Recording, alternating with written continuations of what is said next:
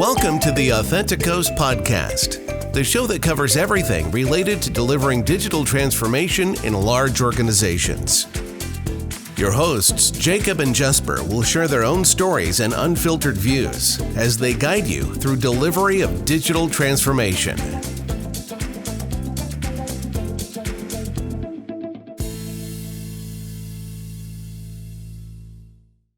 Today we're going to talk about special minds. Yes. Or beautiful minds, whichever coin phrase you want to apply to it. But I think in particular what we think of when we say special minds is people that has ADHD, a bit of Asperger, maybe autism, you know. So people that's on that neurodivergent scale. Yes. In some way. Yes. Because they are, I think within our industry, there's a particularly high percentage of people who has it because of the nature of what we do. Correct. You know.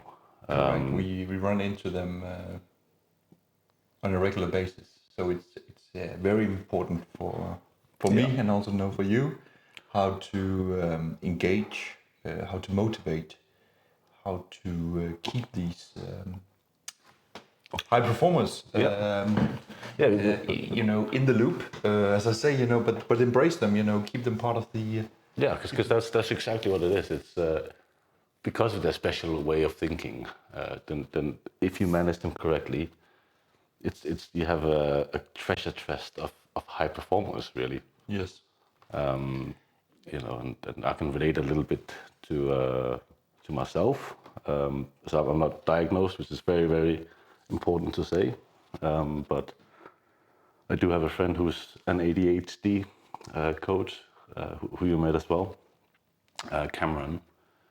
And through conversations with him, I've obviously found out that I'm most likely on the spectrum of ADHD, not in the top end of it, but in the lower end.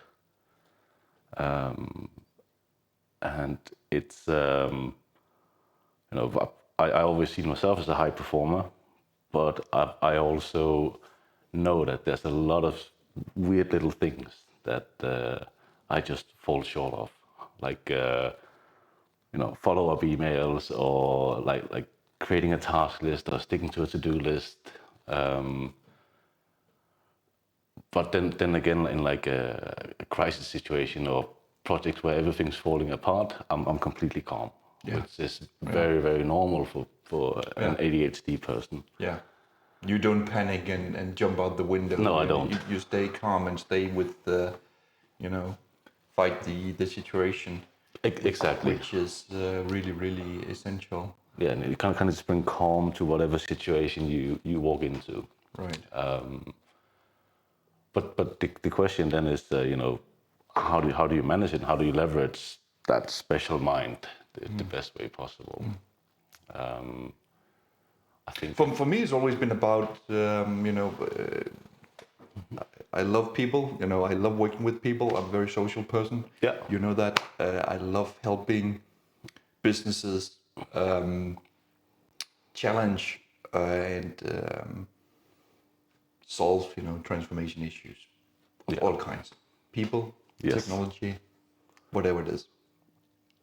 And for me, working with these minds, these clever minds, high performers, have always been an essential part of my life. I love finding these individuals, putting them together sometimes, and solving with me, maybe as in a lead role, solving some really difficult, complex tasks. Yeah, and I think quite often that's a really good way of managing that kind of person and getting the best out of them. It's you know, give them ownership or responsibility of an area and say, this is your domain. And we talked upon it in one of the previous episodes about the secret smart people. And you're absolutely spot on what you say here. For me, it's also about my experience to say create you know, a space which is safe. You know. This is yours, and I'm expecting you to own this. Exactly. You can play within this field. You know, these are the rules. You know, as long as you keep within this frame. Yeah. This is what we agree. These are the rules, as you say. Exactly. And actually, so at the DAG, we had I guess a really good example, because we hired a woman with Asperger's or mild autism, and she was phenomenal. And basically, what we did is we brought her into a project, and in this case, she was a supply chain and warehousing specialist. And what I really liked about what she did, when we brought her in, is the first conversation I had with her. She said, "Listen, I have this, you know, but I can still function in front of the client. I've worked that out." But because she said that, I could already start kind of planning for how to accommodate some of her needs. Yeah. Because as it happens, you know, that there's people in my family who has a bit of autism, so I'm used to, you know, dealing with it, or at least it just comes natural. The way you kind of have to communicate with them and structure their day. And so what we did is we told her, this part of the software, that is your ownership. No one else touches this. This is yours. And that was fantastic. And then what we then unfortunately didn't do to begin with is that we didn't put a sparring partner with her to begin with. So when she was out with the client, you know, she was very good at kind of focusing on that one topic, her domain. But when you notice when you go to a workshop, they start pulling in all kinds of directions which are not necessarily related to what we're there for. Yeah, we you go outside the field, so you create chaos. You know, exactly. You go outside the topics that were agreed upon. Exactly, and that you know, you're supposed maybe to talk about finance, and then you go into other warehousing or supply chain, or you know, you just order to cash, or you go into a totally different area. Exactly. Of the business.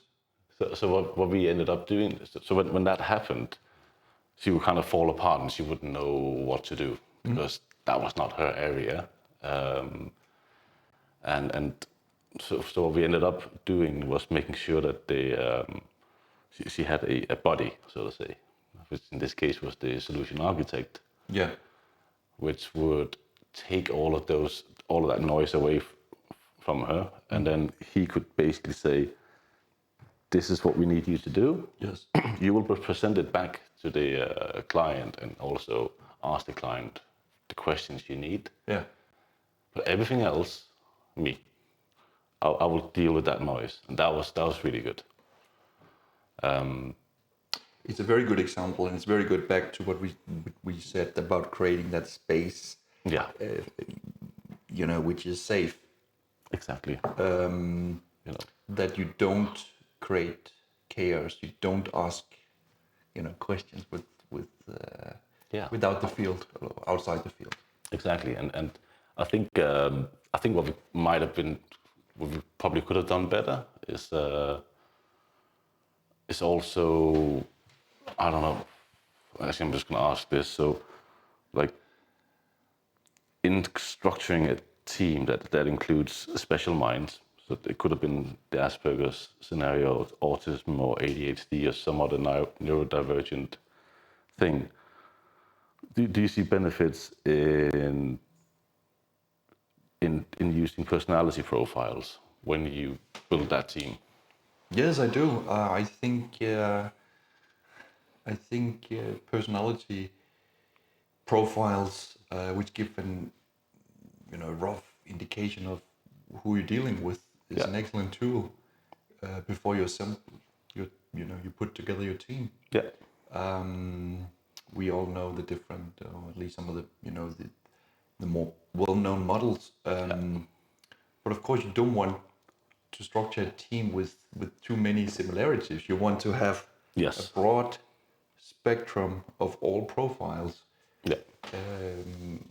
At least during in some of the bigger transformation programs. Yeah. Including what we're talking about here, and a tool to have to identify what motivates you, what are you extrovert, introvert, and in what situations are you extrovert, introvert, what if you're stressed, how can you handle stress, all these things. As a when you put these teams together, it's really, really good to know these things. It is. I have been part of programs where we had to adjust the team structure. We had to adjust the transformation program. If only we knew what profiles, what personalities we were facing, we would have set a stronger team. Yeah, but I'm assuming you wouldn't try to 100% diversify across your personality profiles, but it's more like you would see whether or not there's I don't know, let's say there's too many people who are just extroverted and like to be flying around talking, versus you might not have enough people who likes to just focus on the details. Yeah, you need both, right? It's like in the army, you need boots on the ground. You need soldiers who can actually go out and do the work they need to do. You need if it's in a program, you need a business analyst who can deep dive into migration or solution scoping, and not just go in and do the bigger picture. So what I'm saying is that you really need to think about these profiles, and furthermore, you need we as humans, we're different, and thank God for that. But there's also something with personal chemistry. So sometimes you need, or you could take these tools and find out, can people actually work together? Yeah. What are the synergies or the chemistry between people? Yeah. Yeah, it's but actually I like the example of data migration. Or just handling data in general, because I find that's such a good part of the project or program that just fits a lot of these special minds, because that you can really it's just an easy area to kind of segregate and say, there you go. Yes. And they will excel at it. And for the and I know when we talk about personality profiles, I think it's Myers-Briggs. That's one I like, the 16 personalities. Mm-hmm. And I do know that there are some of the types. If you get that, it's an indication that you might have ADHD. Mm-hmm. And also other neurodivergent,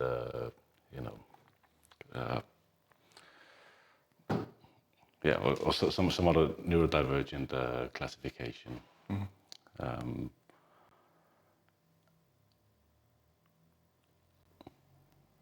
I got stuck. No, it's a good topic, and it's also it's a personal topic too. So there's a lot of it's a lot of depth around it, and that's also why we chose this as a topic, because it's not a topic which usually gets a lot of attention, even though it should. Yeah, and actually when you think about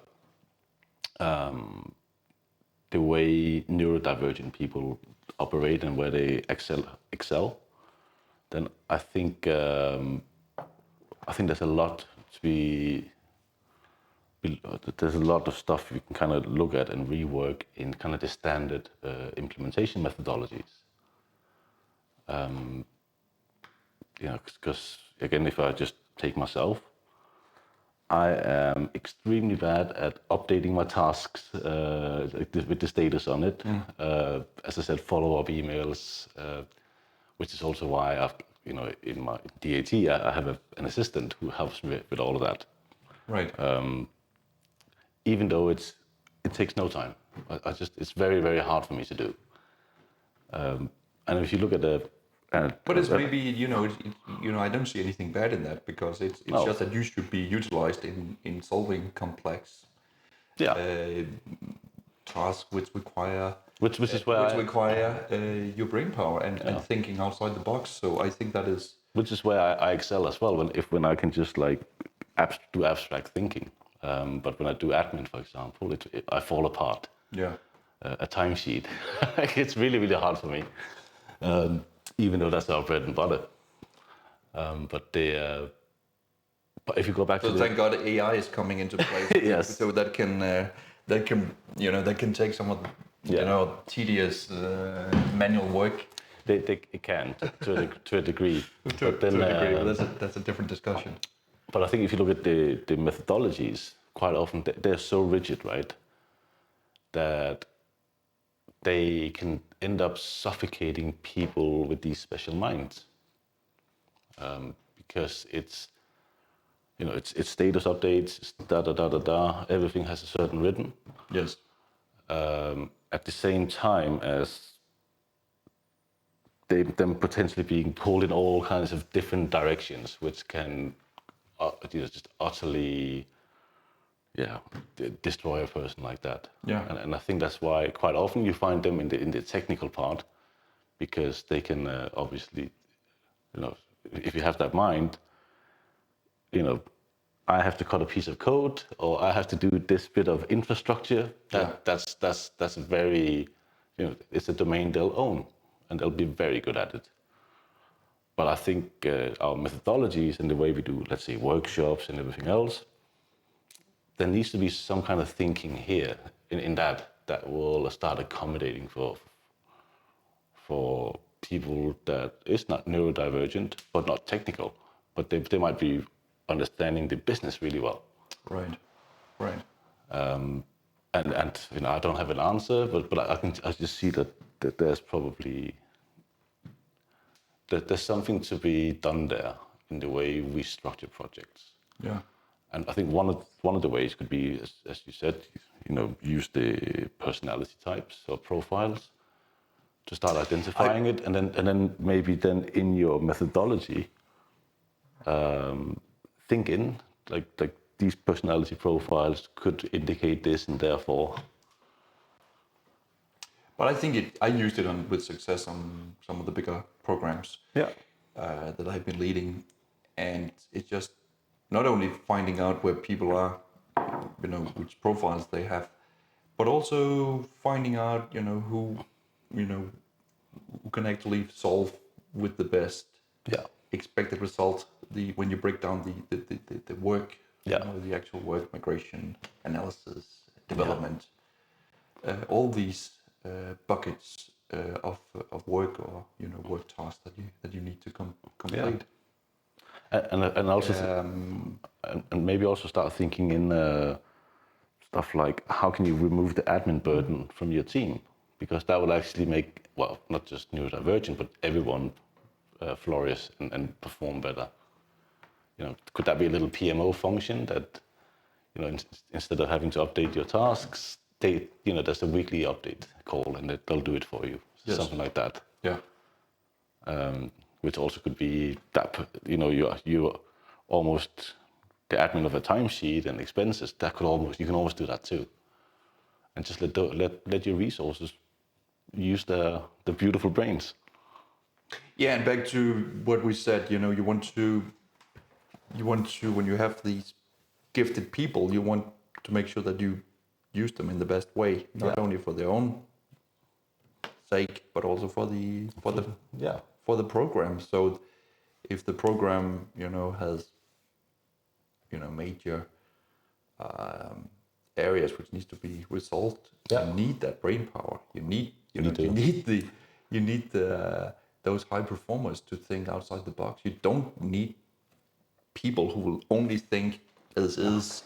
You need to break down the silos. You need to put things into perspective.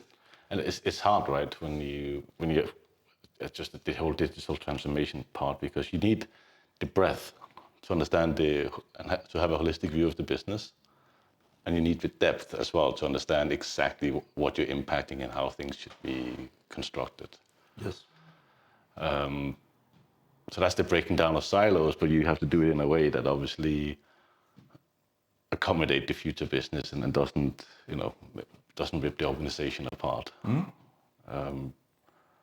So it's a balance. It's very It's a very fine balance to do that. Yeah. But we live in a pace where new technology is coming in, and in some organizations, a lot of organizations, need to be pushed, in a positive way. Yeah. So actually, I think just on that, it's my learning point just from this little conversation is going to be just to think about how I can accommodate people like that going forward, even better than we've been doing so far. Because it is just, I think it's a very underutilized resource, because of the way we typically structure our projects and deliverables. So yeah, that's something for me to think about. Good. Thank you for sharing your personal experience. Oh, likewise. Thank you.